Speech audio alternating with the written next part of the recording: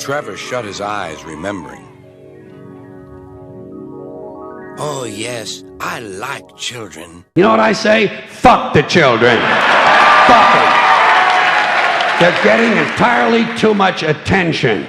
And I know what you're thinking. You say, Jesus, he's not going to attack children, is he? Yes, he is. He's going to attack children.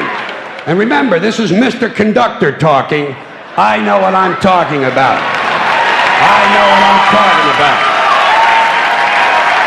And I also know all you single dads and soccer moms who think you're such fucking heroes aren't going to like this, but somebody's got to tell you for your own good, your children are overrated and overvalued. You've turned them into little cult objects. You have a child fetish, and it's not healthy. And don't give me that weak shit. Well, I love my children. Fuck you.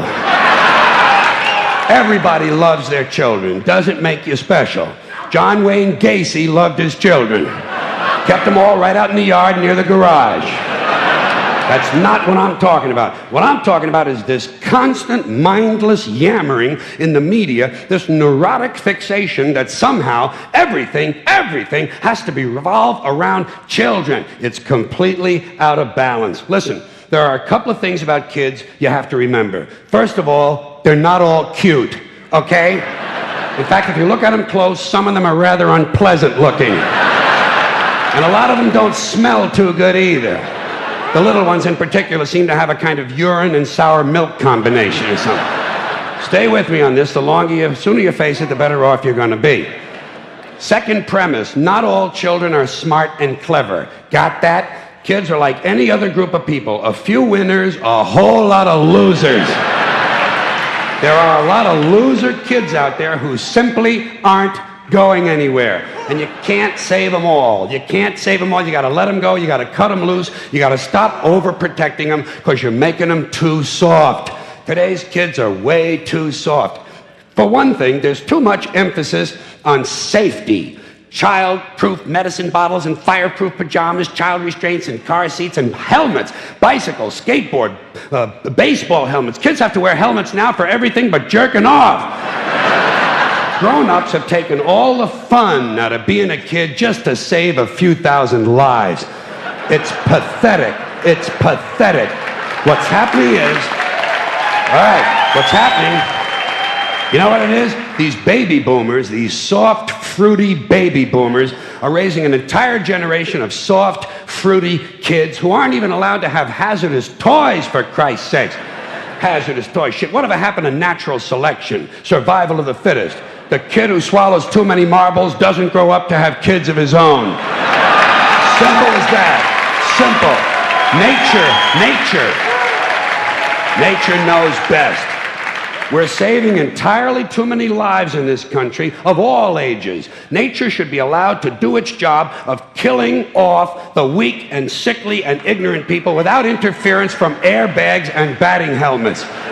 Just think of it as passive eugenics, okay? Now, here's another example of overprotection. Did you ever notice on the TV news, every time some guy with an AK-47 strolls onto a schoolyard and kills 3 or 4 kids and a couple of teachers, the next day, the school is overrun with counselors and psychiatrists and grief counselors and trauma therapists trying to help the children cope. Shit, when I was in school, someone came to our school and killed 3 or 4 of us. We went right on with our arithmetic. 35 classmates minus 4 equals 31. We were tough. I say if kids can handle the violence at home, they ought to be able to handle the violence in school. I'm not worried about guns in school. You know what I'm waiting for? Guns in church. That's going to be a lot of fun. And it'll happen. You watch. Some nut will go fucking ape shit in the church, and they'll refer to him as a disgruntled worshiper. Here's another bunch of ignorant shit. School uniforms. Bad theory. The idea that if kids wear uniforms to school, it helps keep order. Don't these schools do enough damage making all these kids think alike? Now they're going to get them to look alike, too? And it's not a new idea. I first saw it in old newsreels from the 1930s, but it was hard to understand because the narration was in German.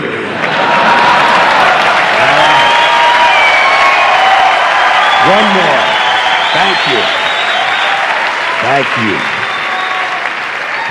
One more item about children, and that is this superstitious nonsense that blames tobacco companies for kids who smoke. Listen, kids don't smoke because a camel in sunglasses tells them to. They smoke for the same reasons adults do, because it relieves anxiety and depression. And you'd be anxious and depressed, too, if you had to put up with these pathetic, insecure, striving, anal, yuppie parents who enroll you in college before you're old enough to know which side of the playpen smells the worst.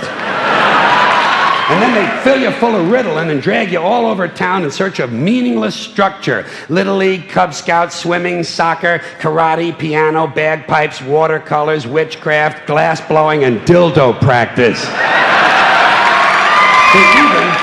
They even have play dates, for Christ's sakes. Playing is now done by appointment. Whatever happened to you show me your wee-wee and I'll show you mine? Hey, no wonder kids smoke. It helps.